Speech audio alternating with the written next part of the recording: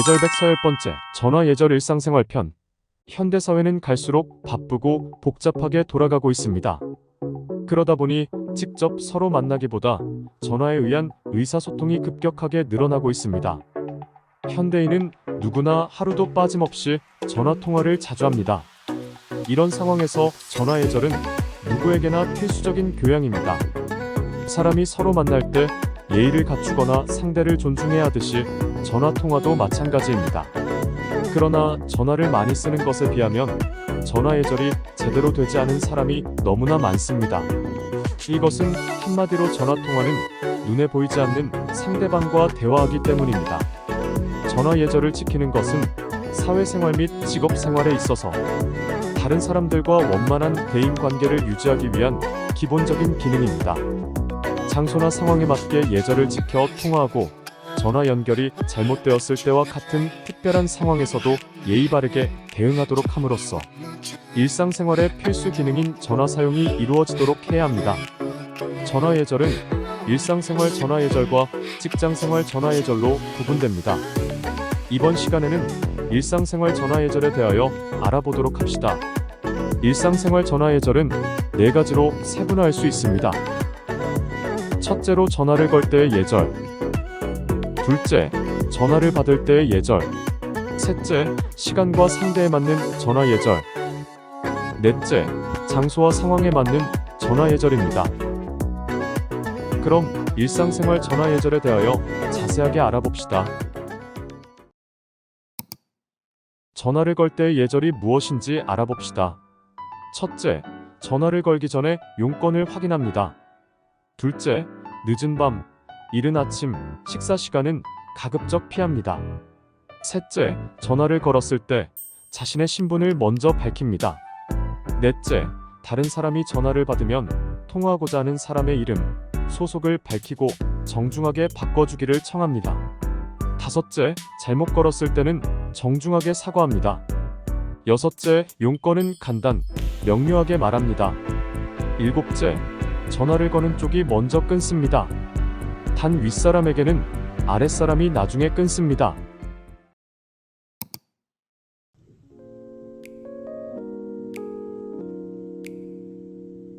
여보세요? 예절명 있어요? 없어요? 알았어요. 네.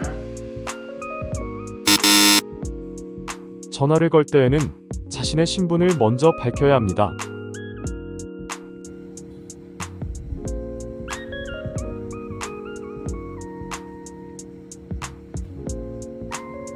안녕하세요. 전 예절맨이에요.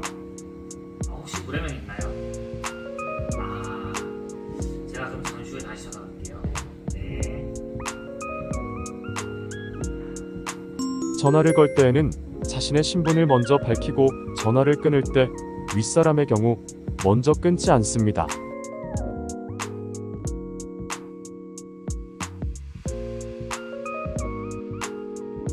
그때 알지? 그때 봐.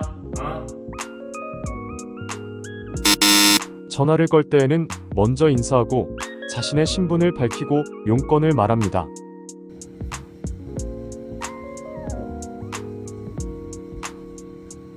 브레멘. 나야 예절맨. 우리 이따가 1시에 거기서 만나기로 한 거 알지? 그치. 거기서 그러면 이따가 보자. 알았어. 이따 봐. 전화를 걸 때에는 먼저 인사하고 자신의 신분을 밝히고 용건을 말합니다. 전화를 받을 때의 예절이 무엇인지 알아봅시다. 첫째, 전화는 3번 정도 울리기 전에 받습니다. 둘째, 늦게 받았을 경우에는 사과를 한 후 통화를 시작합니다.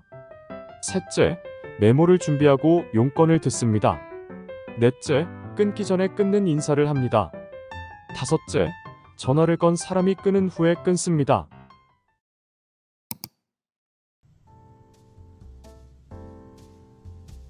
여보세요? 네.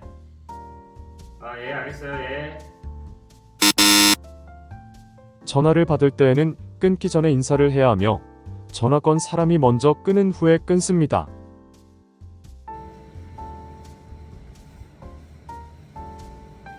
네, 여보세요?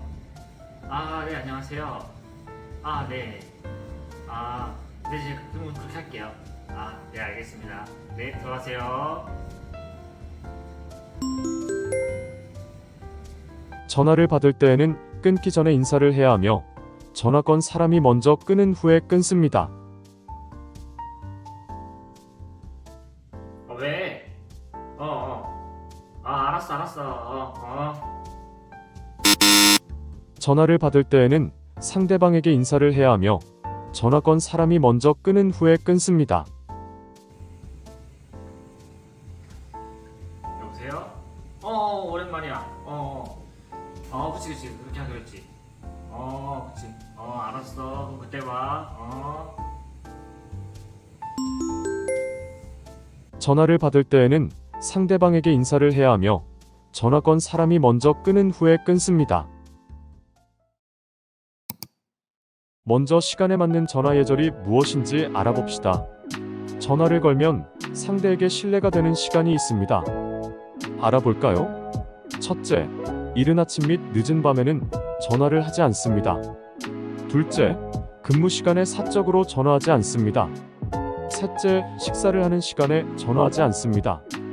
넷째, 상대방에게 통화가 가능한지 묻습니다.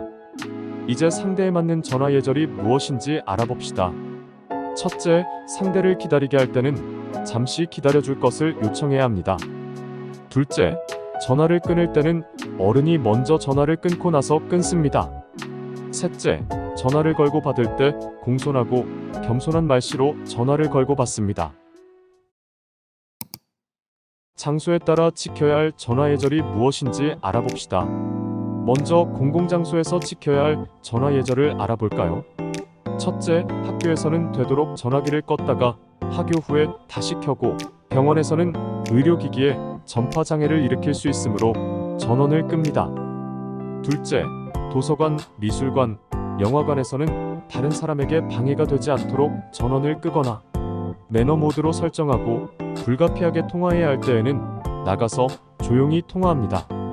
셋째, 대중교통 수단 내에서는 매너 모드로 설정하고 통화해야 할 때에는 목소리를 낮춥니다. 넷째, 공중전화에서는 줄을 서서 차례를 기다리고 자신의 순서가 되면 용건만 간단히 통화합니다. 대중교통 수단 이용 시 지켜야 할 전화 예절을 알아볼까요? 첫째, 되도록 전원을 꺼두거나 수신음을 진동으로 합니다. 둘째, 자리에 앉아서 조용히 통화하거나 기차의 경우 객실 밖에서 통화합니다.